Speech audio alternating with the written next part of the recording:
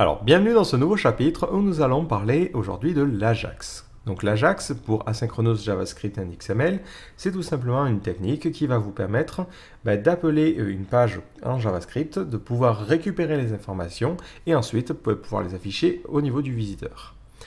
Donc pour ce chapitre-là, il est important que vous ayez quand même quelques connaissances sur un langage côté serveur du style PHP, Ruby ou n'importe quoi. Parce que le principe de l'Ajax, ça va être d'appeler une page et de récupérer quelque chose en retour. Donc si vous n'avez jamais créé de page dynamique, ça ne vous servira à rien d'apprendre l'Ajax. Alors pour cette vidéo, j'ai pris un exemple relativement simple. J'ai une page index.html et dedans j'ai mis des liens vers un fichier PHP qui affiche la météo qui correspond à la ville en question. Donc en fait j'ai triché, le fichier PHP ne contient rien, si ce n'est il va faire beau quoi qu'il arrive. Donc lorsque je clique sur une ville, automatiquement ma fiche il va faire beau et ça m'affiche la ville en question. Donc ce qui se passe en fait indirectement lorsque l'on fait un clic, c'est que le navigateur va directement appeler la page en lui envoyant des informations particulières. Donc ces informations sont visualisables dans la partie réseau de votre inspecteur. Donc si on regarde dans la request header, c'est ce qu'envoie le navigateur. Donc il dit, je veux ce type de format là, j'accepte ce genre de choses, et voilà l'URL que je souhaite appeler. Et je souhaite l'appeler en utilisant la méthode get. Automatiquement, le serveur va faire, ok, je comprends un petit peu tout ce que tu me dis, et voilà le résultat. Et automatiquement, il va renvoyer la page, il va renvoyer le texte. Donc là, en l'occurrence, j'ai juste mis, il va faire beau. Donc le problème, c'est que pour le visiteur, c'est pas très pratique. À chaque fois qu'il clique, il quitte la page et il perd le site. Donc on va pouvoir utiliser l'Ajax pour appeler indirectement la page. Alors l'Ajax, ce n'est pas le nom d'une variable ou d'un truc particulier, c'est le nom de la technologie ou de la manière de faire les choses. Donc l'objet en question, c'est un objet qui s'appelle XML HTTP Request. Donc si vous cliquez dessus, vous allez tomber sur les explications un petit peu basiques de son fonctionnement. De la même manière, sur la documentation, vous avez Ajax premier pas qui est pas mal, qui vous explique un petit peu comment ça fonctionne. Donc la première chose à faire, ça va être d'initialiser cet objet-là.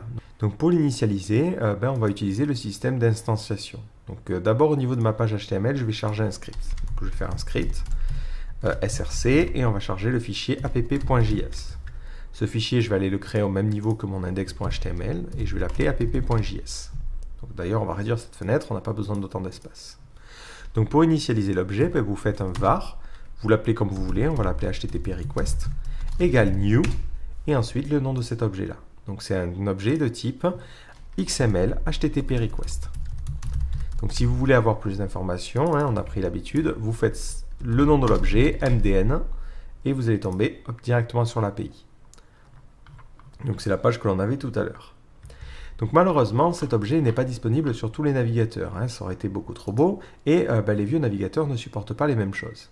Donc heureusement pour nous, on n'a pas forcément à se creuser trop la tête. Si vous descendez tout en bas, vous allez avoir un exemple de code qui est entre guillemets un exemple simple, il faut le mettre entre guillemets, et vous avez tout ce code-là. Donc on va le copier et on va le coller, je vais vous l'expliquer juste après. Donc on voit ici le new HTTP request que l'on a fait. Donc il fait cette fonction par rapport à un petit problème, donc c'est ce qui vous commente en disant voir la note ci-dessous, c'est la note qui est écrite juste en dessous. Globalement c'est lié à un bug, donc on va le laisser. Et ensuite on a une autre condition. Et là il initialise un autre objet, qui n'est pas l'objet qu'on en a vu à l'instant.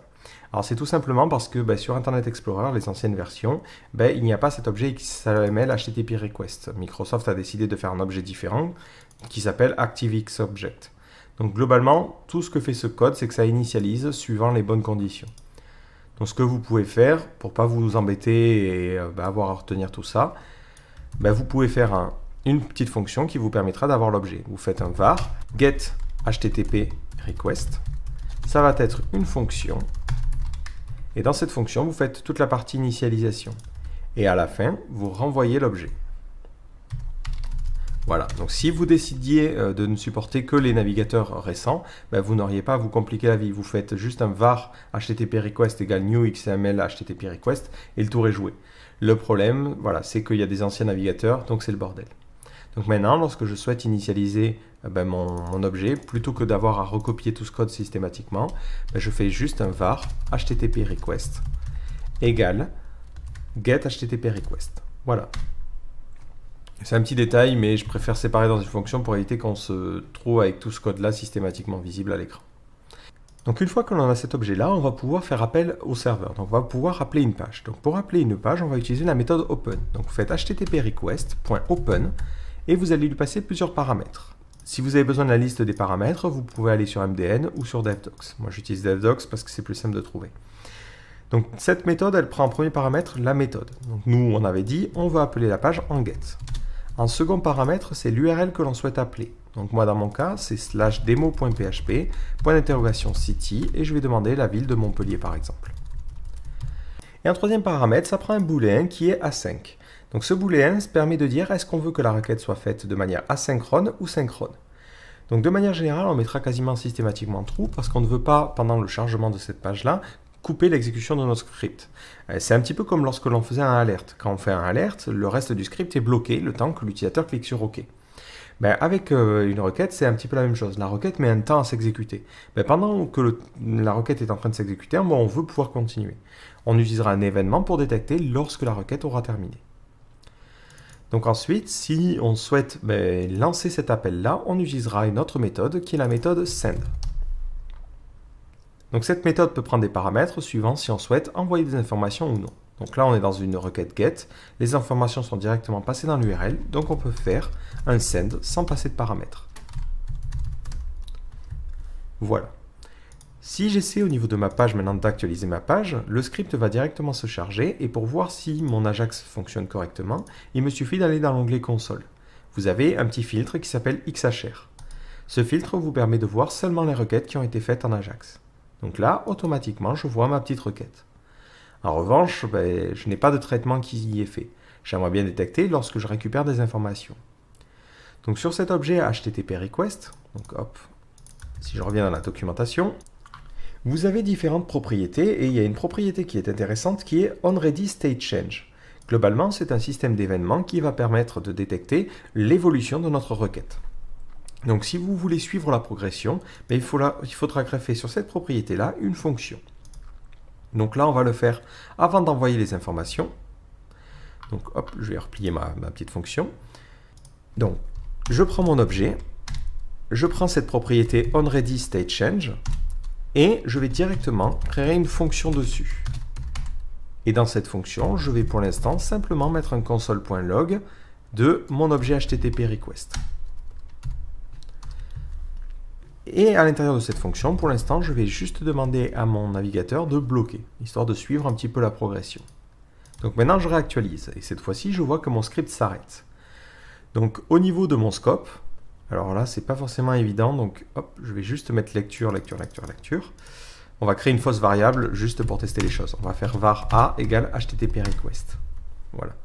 C'est juste histoire que dans la console, il nous montre mieux cette variable-là. Donc si je réactualise, je vois que ma variable a ici, HTTP request, on a un ready state à 1. Donc là, je recontinue, j'ai encore un ready state qui a changé à 2. Je vois que dans la partie réponse, j'ai toujours rien.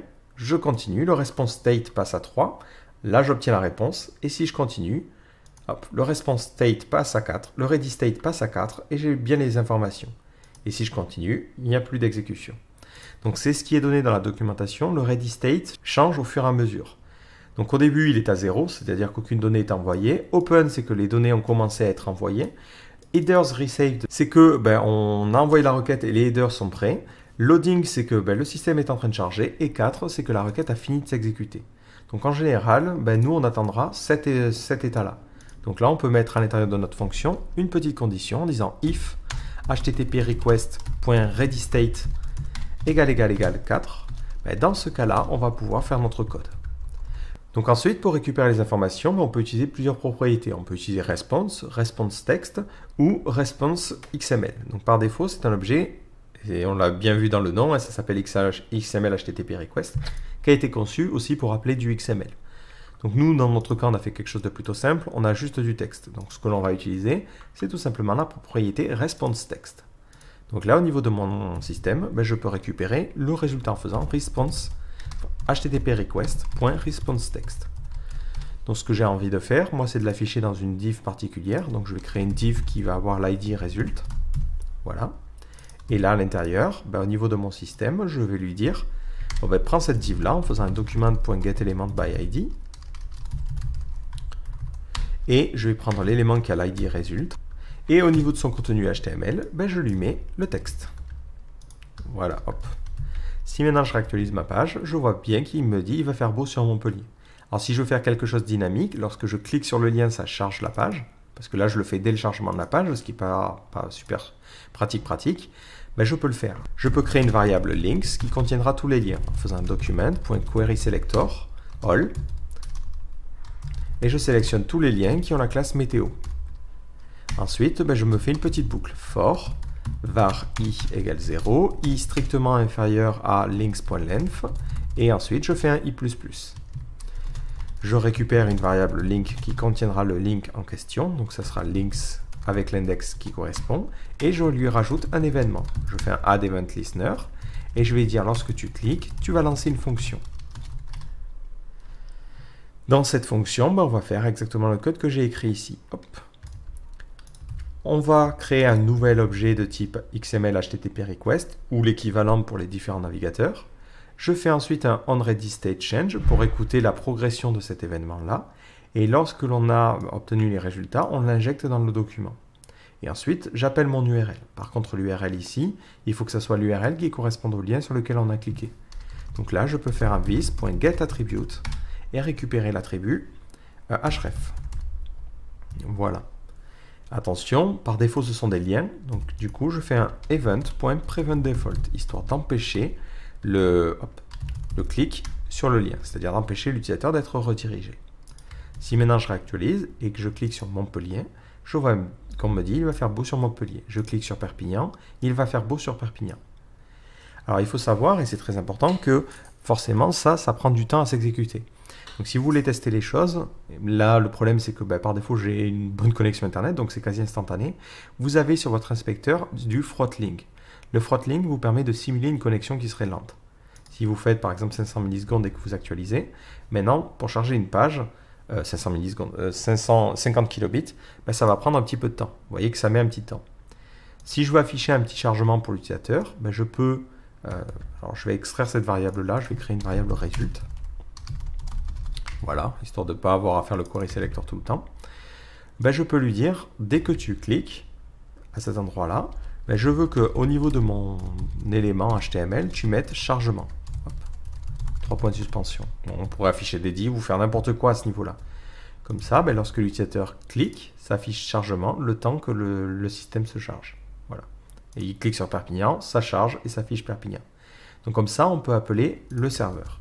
Alors attention, il y a quand même des limites au niveau de ce que vous pouvez faire en Ajax. Si vous vous dites, tiens, j'appellerais bien l'URL, j'appellerais bien Graphicart en faisant http://graphicart.fr. Lorsque tu cliques sur le lien, je veux que tu affiches ce site-là et que lorsque tu récupères le résultat, tu l'affiches au niveau de la div. Si j'essaie de faire ça et que je clique ici sur Montpellier, donc je vois bien la requête se dérouler. Par contre, au niveau de preview et response, je n'obtiens rien. Bizarre. Au niveau de la partie console, j'obtiens une petite erreur. On me dit cannot load this fichier, gna gna gna. Alors, par défaut, l'Ajax a une limitation qui est importante et qu'il est important de connaître, sinon vous allez un petit peu galérer. C'est que vous n'avez pas le droit d'appeler des scripts ou des pages qui ne se situent pas sur le même domaine que celui sur lequel vous êtes. Donc, je suis ici sur localhost, sur le port 8080.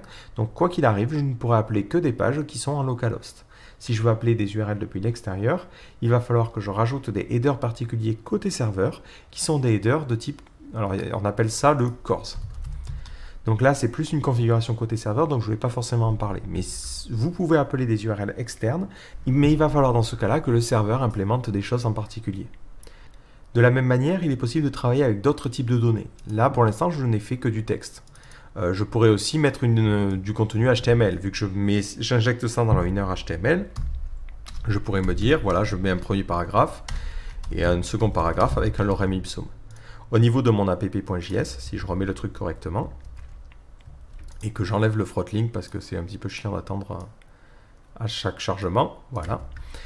Si je clique sur Montpellier, vous voyez, le contenu HTML est bien injecté. Donc après, c'est vraiment côté serveur, vous pouvez renvoyer ce que vous voulez et ça sera automatiquement injecté.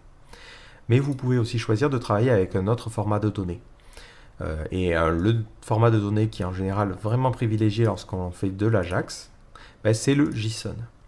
Alors si vous voulez tester sans forcément vous compliquer la vie, il y a un site qui est plutôt pas mal, qui est ce site-là. c'est JSON placeholder qui vous donne en fait des faux JSON que vous pouvez appeler. Et il y a notamment un JSON pour récupérer 10 utilisateurs. L'avantage, c'est que même si ce n'est pas sur le même domaine, il a implémenté les bons headers, ce qui fait que vous pouvez appeler cette URL là sans problème. Si je fais un essai, c'est-à-dire que là, je remets mon système là. Si j'essaie de faire de l'Ajax sur ma page, et je clique sur Montpellier, je vois bien que ça fonctionne correctement. Au niveau de ma partie réseau, je n'ai pas de problème et je n'ai rien dans la console. Donc eux, ils implémentent les bons headers et du coup, ça fonctionne. Si vous voulez vérifier là, vous pouvez regarder dans la partie header. Vous voyez que vous avez ces deux trucs en particulier. Access Control Allow Origin, qui vous permet d'accéder à la page, et Access Control Allow Credentials. Donc le JSON, si vous avez jamais vu, c'est quelque chose qui ressemble à ça. Globalement, ça ressemble à un objet JavaScript, et vous voyez, c'est quasiment la même syntaxe. Et ensuite, ça, vous pouvez le convertir en un objet JavaScript. Donc ce sera un objet, là, ce sera un tableau qui contiendra des objets, qui aura une propriété ID, qui aura une valeur name, qui aura cette valeur-là, et ainsi de suite, ainsi de suite. Donc par défaut, il est possible de parser ce JSON et de le convertir grâce à un super objet en JavaScript qui est l'objet JSON. Donc pour vous montrer un petit peu comment il fonctionne, ce que je vais faire, c'est que je vais mettre un petit point d'arrêt. Donc là, dans mon script, lorsque je récupère le contenu, je mets un point d'arrêt. Je réactualise la page, je clique sur Perpignan et le système s'arrête. Donc au niveau de ma console, je vais créer une variable R qui aura cette valeur-là. Donc dans R, j'ai tout simplement du texte. Qui est au format JSON. Donc j'ai un gros objet qui s'appelle JSON qui va me permettre de parser les choses. Donc cet objet, il contient tout un tas de méthodes plus ou moins pratiques. Ce n'est pas un truc qu'on doit instancier. Et il y a une méthode qui s'appelle parse. Et en paramètre, on doit lui passer tout simplement le texte. Si je fais ça, je vois que plutôt que d'avoir une chaîne de caractères qui n'a pas forcément de sens pour le JavaScript, il m'a converti ça sous forme de tableau d'objets. Et là, je retrouve les différentes propriétés. Donc si vous voulez interagir avec une API ou avec un serveur qui renvoie du JSON, lorsque vous récupérez le résultat, vous faites un var, donc là on va l'appeler results, égale JSON.parse, et vous parsez le résultat que vous récupérez. Si maintenant j'actualise la page, je clique sur Montpellier, et je vais récupérer un gros tableau contenant les différentes informations. Donc si je vais juste à la ligne suivante, voilà, dans Result, j'obtiens mon gros tableau. Si je veux par exemple créer une petite liste, là après c'est juste du script classique. On va prendre le résultat, on va faire .innerHTML et on va rajouter du vide, voilà, histoire de le réinitialiser. Ensuite on va créer un UL, on va faire un var UL égale document.createElement et on crée un UL. Ce UL on l'ajoute donc à mon résultat, donc on fait result.appendChild et on rajoute le UL. Et ensuite, on va parcourir les résultats en faisant un for var i égale 0. Alors, je peux réutiliser i parce que je suis ici à l'intérieur d'une fonction. Donc, je suis dans un scope limité. I inférieur au nombre d'élèves, donc c'est results.length, enfin, au nombre d'utilisateurs. Et ensuite, i++. Et là, je me dis, tiens, je vais récupérer le nom de la personne. Je crée un li, donc je fais var li égale document.createElement li. Je fais un li.innerHTML et je vais rajouter à l'intérieur de ce li le nom de la personne. Donc ça sera ici results. Je prends l'index et je récupère le nom. Et après, je rajoute ce li au niveau de mon UL en faisant ul.appendChild et je rajoute le li. Bon, c'est un exemple, mais ça vous permet de voir un petit peu un cas de fonctionnement correct avec le travail, avec le travail sur du JSON. Donc si maintenant j'arrête mon point d'arrêt et que je réactualise et je clique sur Perpignan, je vois que lorsque je clique sur Perpignan, ça me génère une liste de 10 élèves. Si je clique sur Montpellier, ça va régénérer une liste de 10 élèves. Donc l'avantage du JSON, c'est que ça vous permet de travailler avec des données un petit peu plus complexes que simplement du texte. Renvoyer du texte, c'est pratique si vous voulez renvoyer un bloc HTML par exemple, mais si jamais vous voulez faire un traitement particulier, ça peut être plus intéressant de renvoyer du JSON.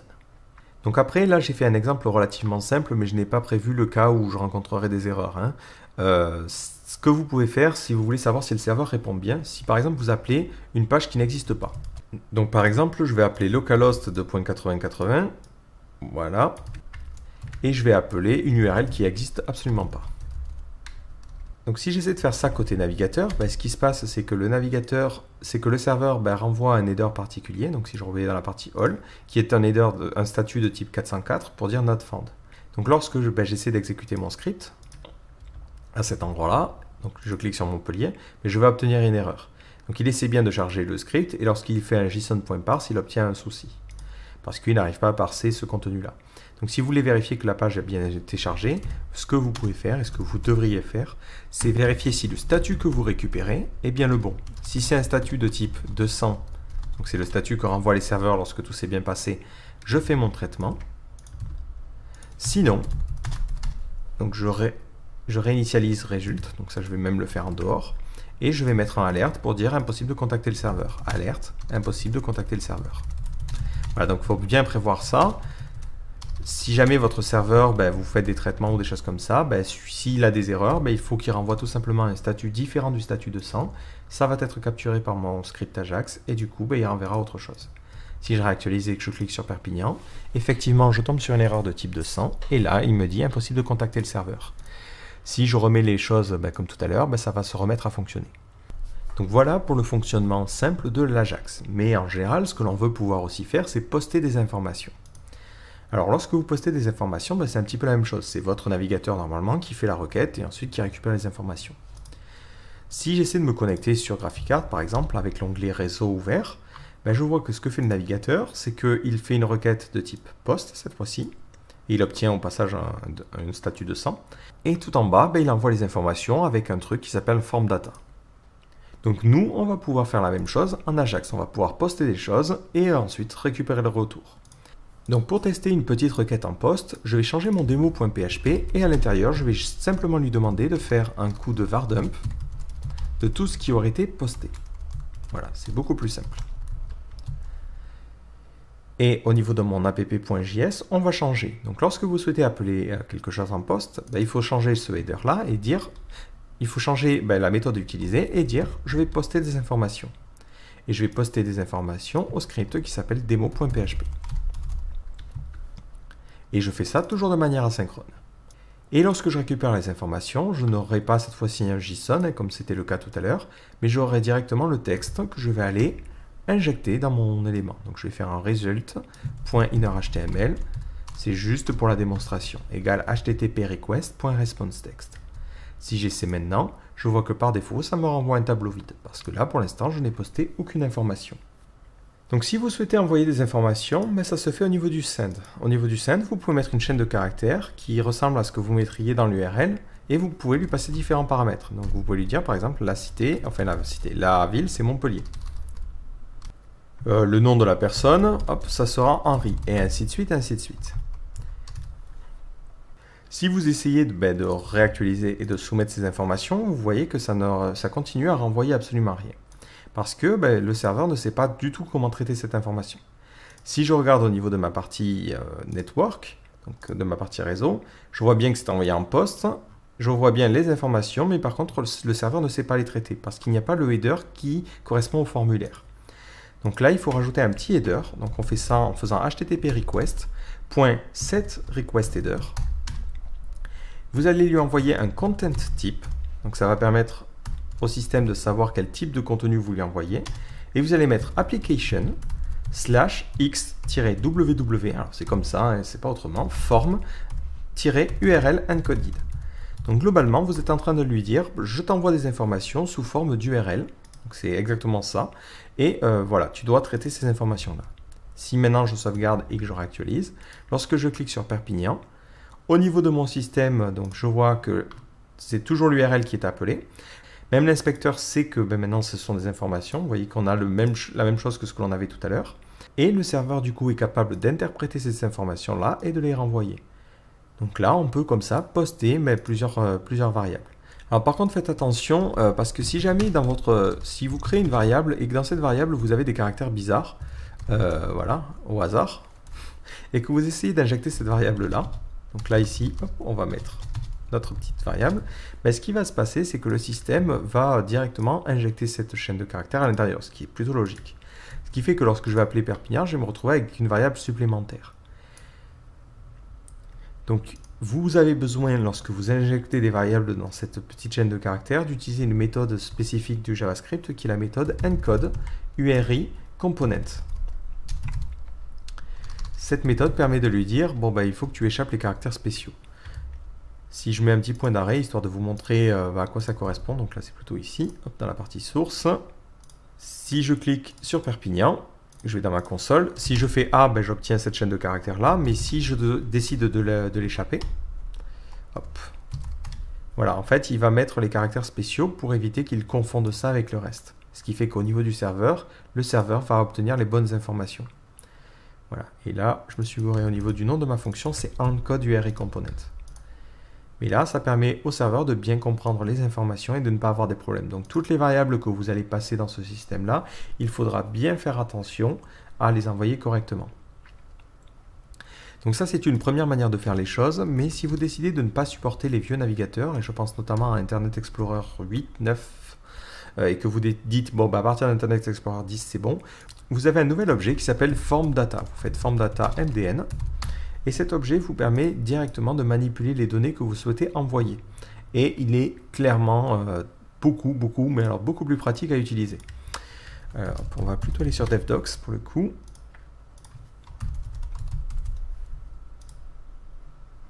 Parce que le problème ici, c'est que on doit, vous voyez, manipuler les variables, les transformer sous forme de trucs. Bon, c'est chiant à faire ici, mais si jamais on avait un peu le temps, on se créerait une fonction, ça ne serait pas forcément si compliqué. Mais de manière générale, c'est moins pratique.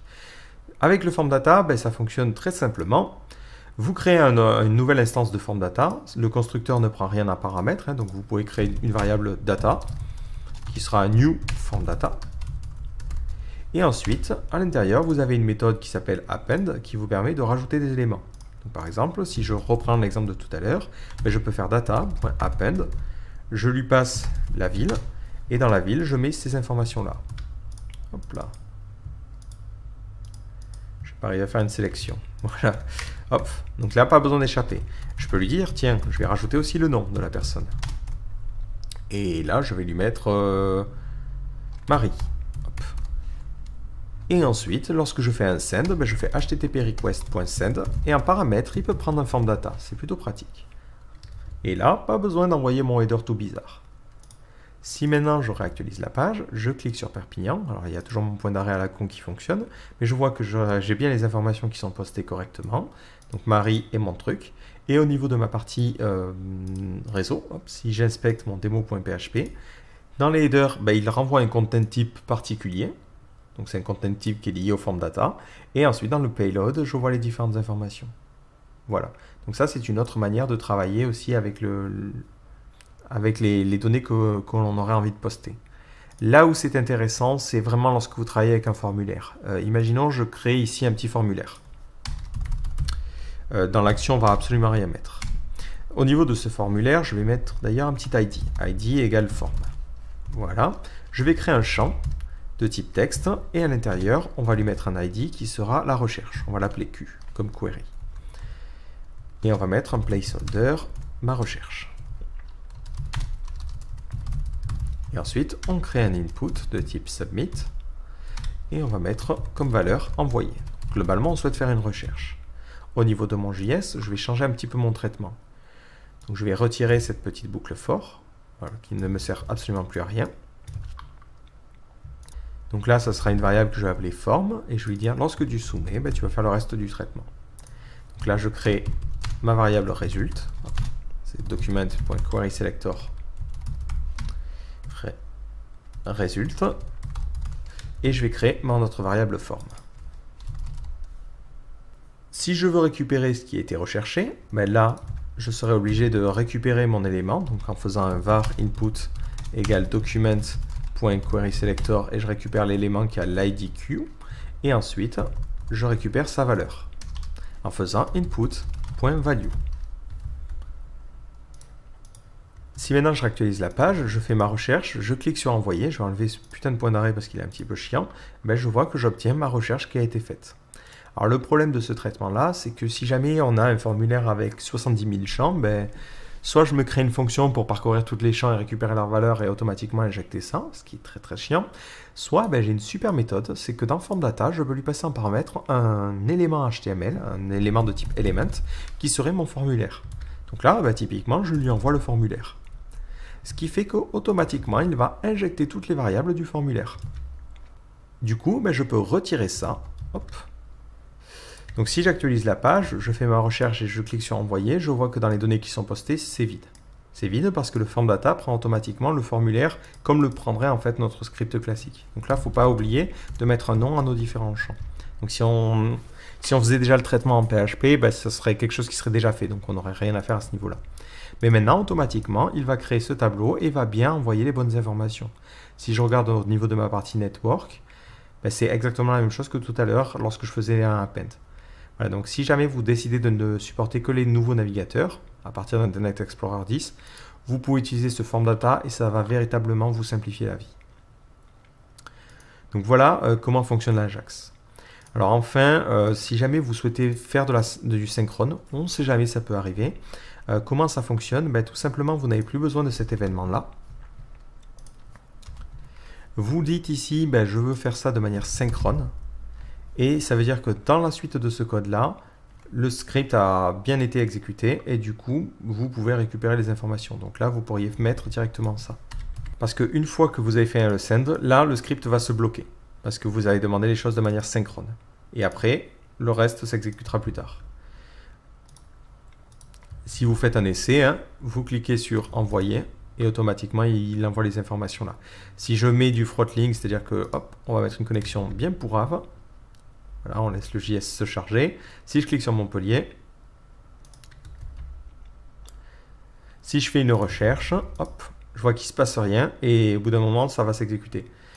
Après, c'est quelque chose que l'on fera vraiment dans des cas très très spécifiques parce que comme je vous le dis, ça bloque l'exécution du JavaScript et si vous avez d'autres trucs en attente, ça ne va pas forcément être très très pratique. Donc voilà globalement comment fonctionne l'Ajax. Alors ce que je vous propose, c'est de faire un exemple concret et on va reprendre un ancien tutoriel fait en PHP et on va essayer de l'Ajaxifier. Donc de faire en sorte que le processus se passe de manière asynchrone et qu'on n'ait pas forcément le chargement de page, l'actualisation et tout ça. Alors ce que je vais faire, c'est que je vais supprimer un petit peu tout ce que l'on a fait. Donc je vais supprimer le démo.php qui ne me servira à rien. Voilà.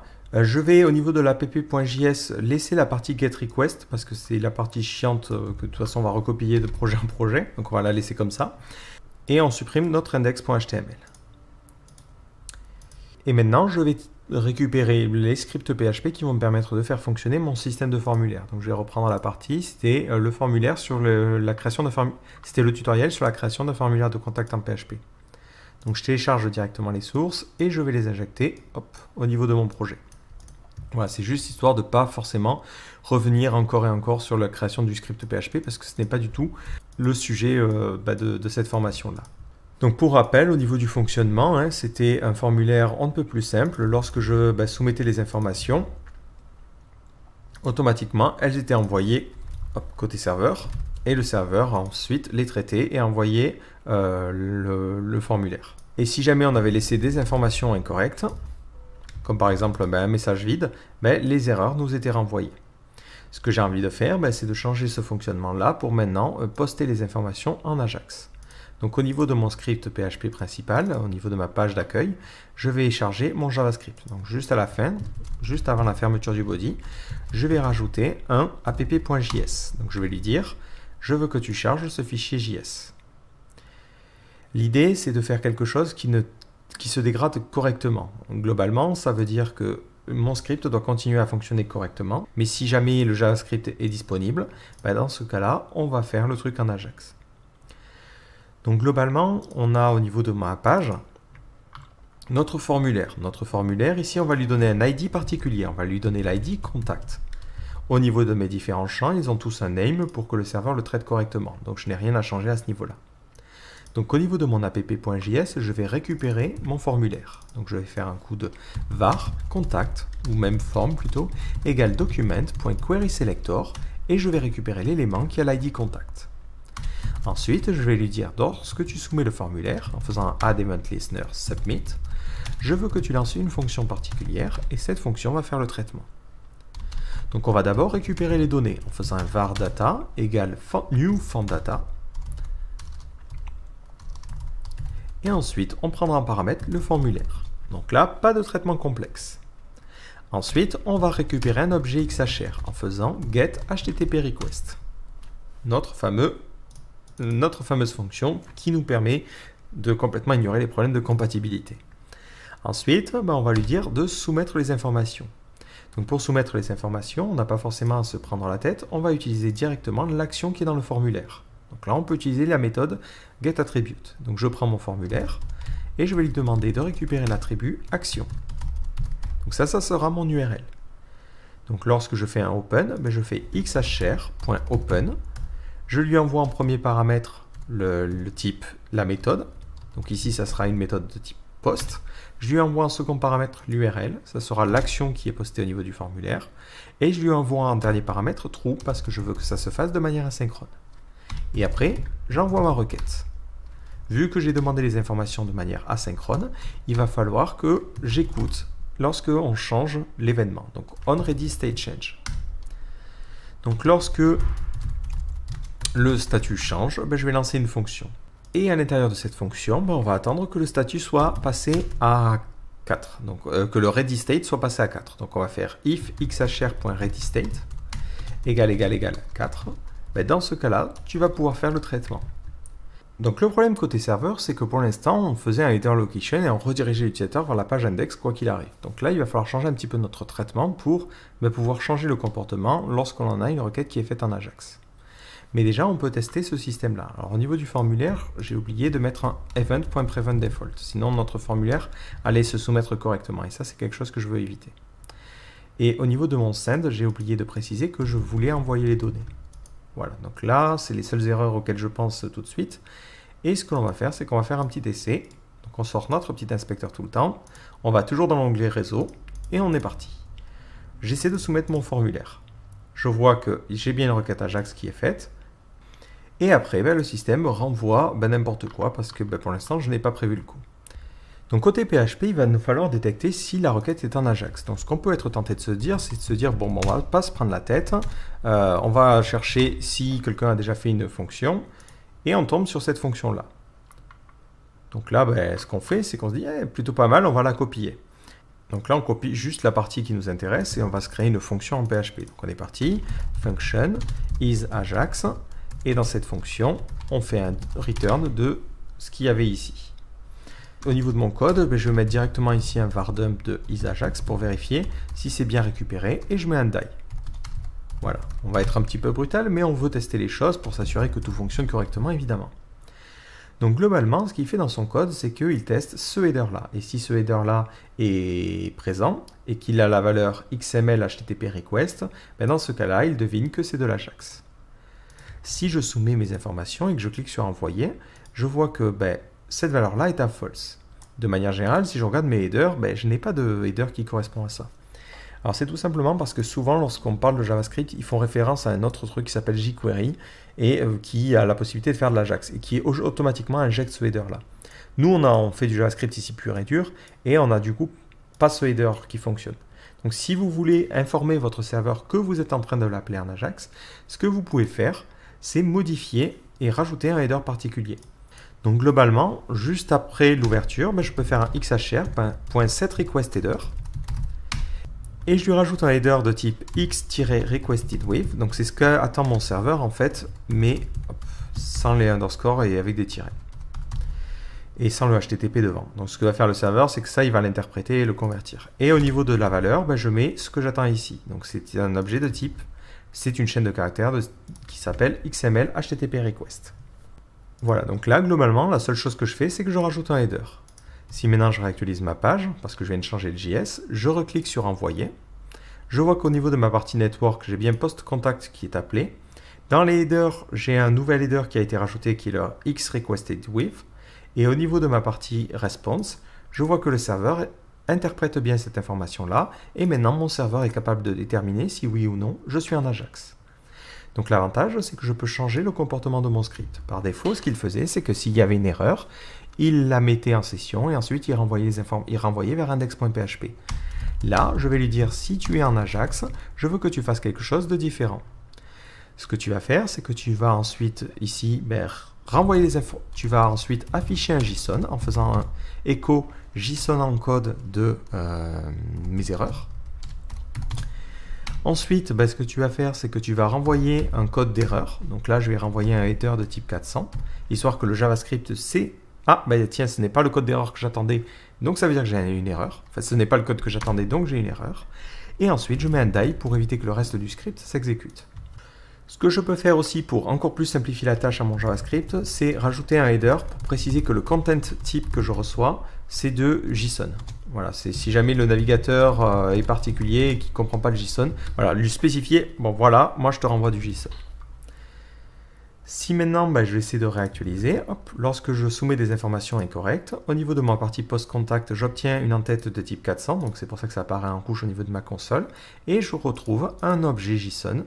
Donc là, l'avantage, c'est que vu qu'il y a les bons headers, le navigateur sait que c'est du JSON, et il me montre les différentes informations.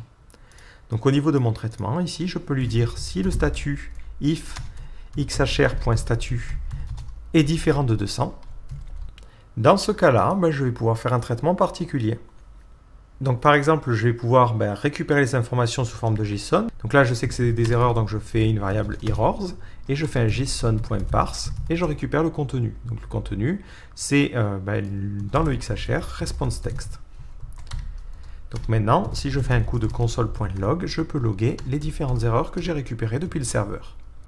Si je réinspecte mon système, je clique sur envoyer, et je vois que dans la partie console, on me donne un objet qui contient en clé les différentes propriétés, et ensuite, en ce niveau-là, les différentes valeurs.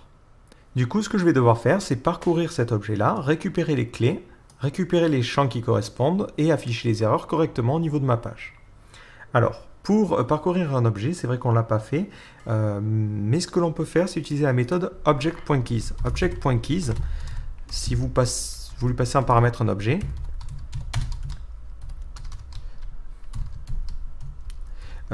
cette fonction vous renvoie les clés sous forme de tableau, et après il suffit de refaire une boucle dessus.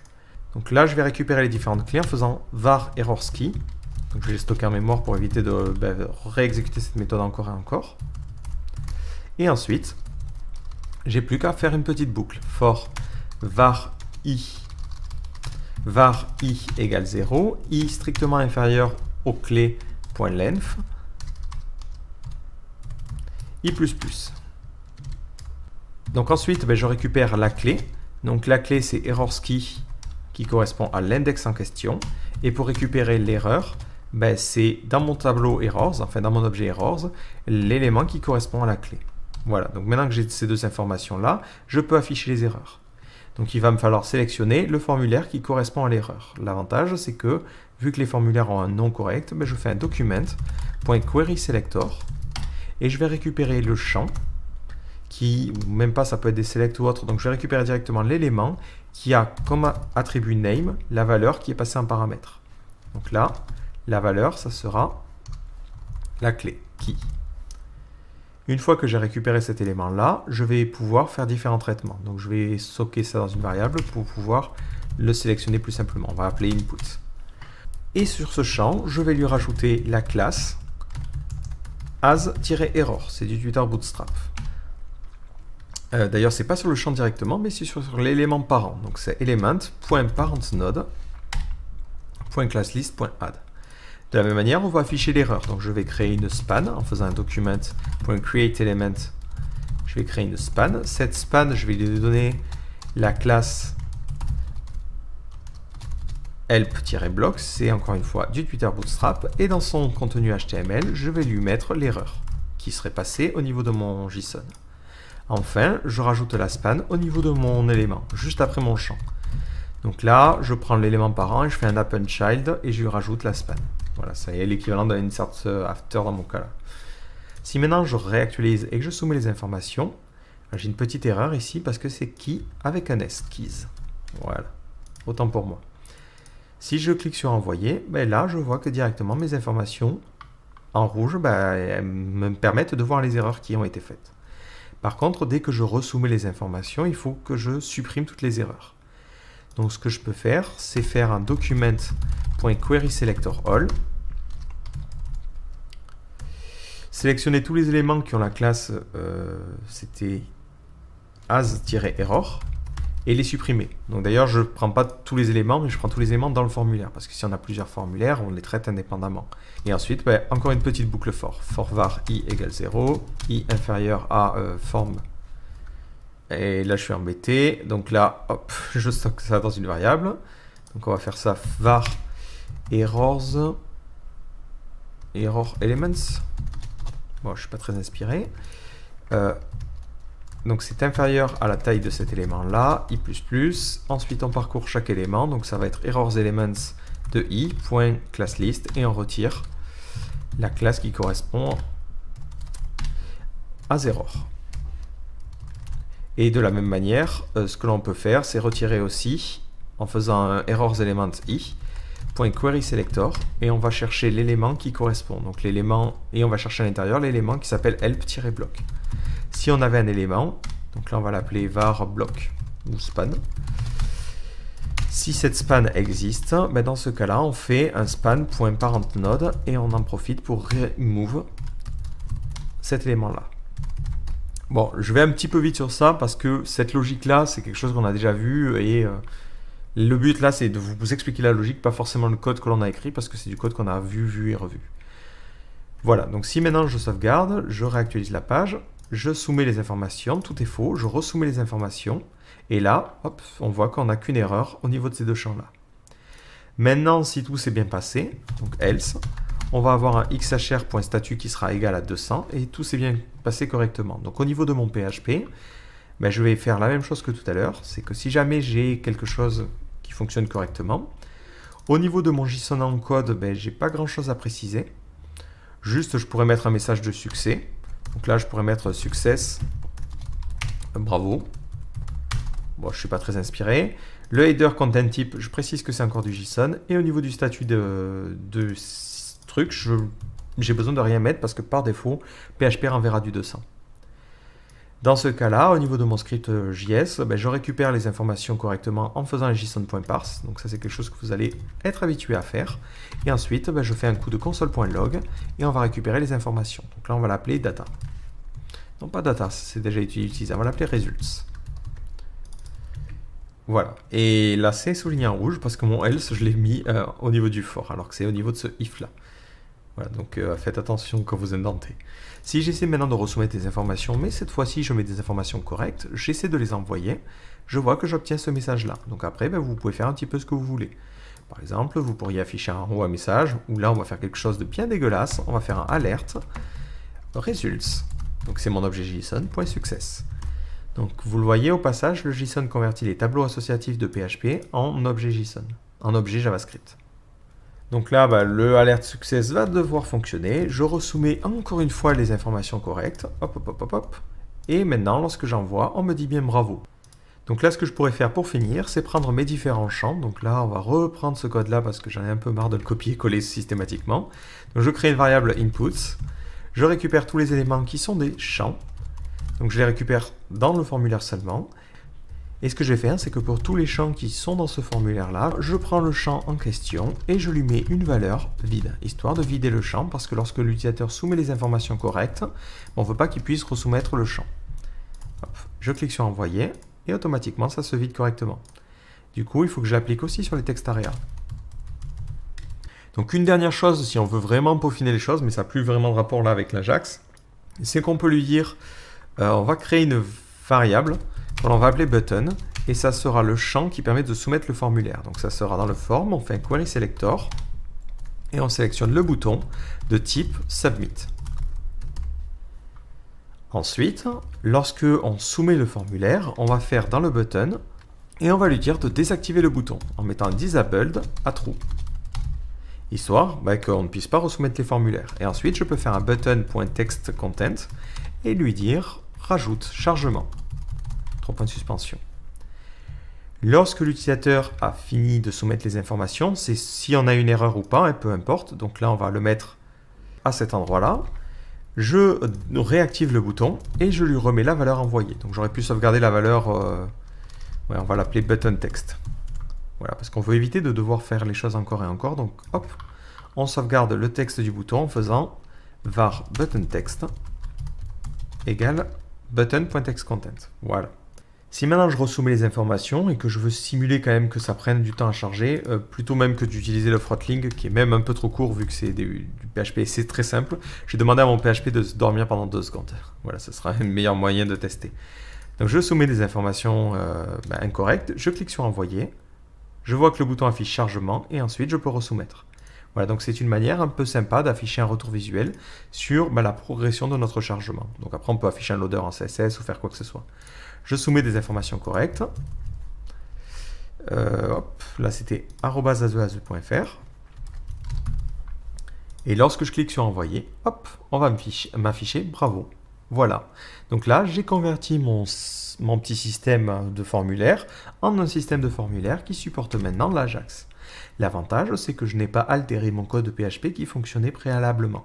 Mon code PHP continue de s'exécuter de la même manière, que je sois en PHP, en Ajax ou que je fasse directement la requête auprès de mon serveur.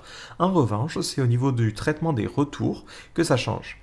Si je suis en Ajax, dans ce cas-là, ce que je fais, c'est que j'affiche du JSON et je renvoie les bons headers. Si je ne suis pas en Ajax, j'injecte tout dans la session et je renvoie l'utilisateur vers la page index.php. Voilà la seule différence qu'il y a. Et l'avantage, c'est qu'au niveau du retour visuel, au niveau du visiteur, c'est beaucoup plus agréable parce que lorsqu'il soumet le formulaire, il a un indicateur du chargement, il voit ce qui se passe et en live, il a la validation des erreurs et c'est vraiment beaucoup mieux à utiliser. Donc si vous voulez continuer, vous pouvez améliorer ce script-là. Évidemment, ce qu'il faudrait faire, c'est se créer des fonctions pour nous simplifier les choses. Là, vu que c'est une vidéo, j'ai écrit les choses au fur et à mesure pour vous expliquer la logique. Mais vous le voyez, si j'ai besoin d'appliquer ce même comportement à notre formulaire, ça serait très chiant. Là, il y a beaucoup de choses qu'on peut automatiser. Donc je vous laisse essayer d'imaginer ça et d'adapter et d'essayer de pratiquer un petit peu pour voir comment vous pouvez améliorer votre manière de faire et optimiser votre code. Donc voilà, j'espère que ce chapitre vous aura permis d'y voir un petit peu plus clair dans cette notion d'Ajax. Ce qu'il faut retenir globalement dans cette vidéo, c'est que l'Ajax, ce n'est ni plus ni moins qu'un gros objet qui est l'objet XML HTTP Request qui nous permet d'appeler un serveur de manière synchrone ou asynchrone. De manière générale, on utilisera plutôt la méthode asynchrone. Donc on commence toujours par initialiser l'objet en utilisant différentes méthodes suivant les navigateurs. Une fois que cet objet est initialisé, on va utiliser la méthode open. On va préciser le type de méthode que l'on souhaite utiliser, l'URL à appeler, et on va préciser qu'on est en asynchrone. Ensuite, on peut préciser différents headers que l'on va envoyer au niveau de notre serveur. Donc là, notamment, on utilise un header pour préciser au serveur « Hey, je communique en Ajax ». Et ensuite, on envoie les données avec un send. Donc ce send peut prendre aucun paramètre si on n'envoie rien, ou un paramètre de type chaîne de caractères, si on souhaite envoyer les données sous forme de formulaire, ou directement en utilisant l'objet form_data. Enfin, si on veut écouter la progression, on utilisera l'événement onReadyStateChange et on écoutera le readyState. Si le readyState est à 4, c'est que la requête a fini de s'exécuter. Enfin, il faudra faire attention, vous ne pouvez pas appeler des URL qui se situent sur notre nom de domaine par défaut. Si vous souhaitez le faire, il faudra que votre serveur implémente le CORS. Donc si vous avez besoin de plus d'informations, n'hésitez pas à chercher sur Google comment faire ça pour activer ce petit système de header pour communiquer convenablement avec votre serveur. Donc voilà, je vous donne rendez-vous dans un prochain chapitre. Ciao!